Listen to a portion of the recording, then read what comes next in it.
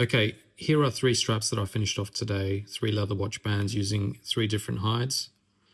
The first one is a minimalist strap that's been made using cow vegetable tan leather.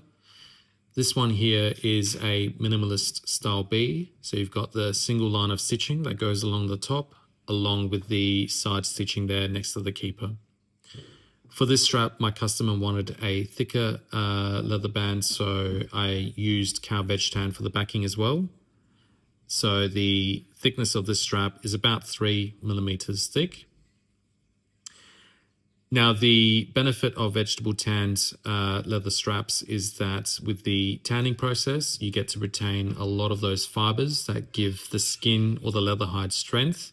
So you retain that during the tanning process. So the end product is a much stronger product, and it'll last a lot longer than straps or leathers that have been tanned or preserved using chemicals like chrome tanning, where it does eat away at a lot of those natural fibers that occur in the hide. So that's a veg tanned cow leather strap there, minimalist B. The next one is a vegetable tanned kangaroo strap, and this one's a kangaroo suede strap. So you've got the rough suede texture there on the top. This one's a stitched strap. So you've got the stitching that runs all the way along the edge there. So that's a saddle stitch. And for this strap, my customer wanted a thinner strap, so I've used kangaroo for the backing there as well. Kangaroo leather is quite thin, and it's a really good option for thinner straps like this, or straps like NATO straps where it's just a single layer of leather.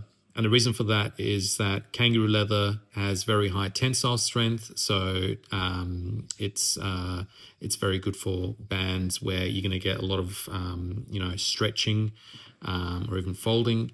It does recoil back to its original shape pretty nicely. So that's a kangaroo suede leather strap. That's a thin one. And I've dyed all of these myself. So obviously you've got 2 black ones there, and that one's a light blue strap. And the third strap that we made today is a goat hide strap. So that's made using goat leather. And these are leathers from basically feral goats around here in South Australia. So I get them locally from a leather store here in Adelaide. This one here has the padding on the top.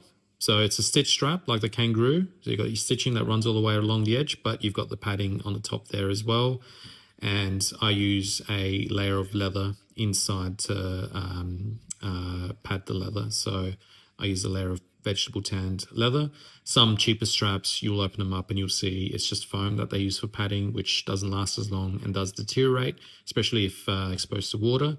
But the leather padding will last as long as the strap. So it's a really good option.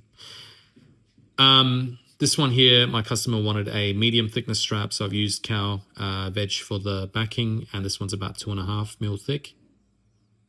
And with goat leather, you can see it's got a bit of a grain there, so it's not as smooth as the cow veg. You've got a bit of a grain there with the leather. And goat leather is quite a dense leather as well, so you do get a little bit of waterproofing there with the leather. So that's an added benefit with the goat hide. It does resist water droplets. I mean, again, with any leather product, I wouldn't recommend getting them wet, especially for prolonged periods of time, but a little bit of splashing there is fine, especially with the goat leather there. It does resist the water droplets pretty well.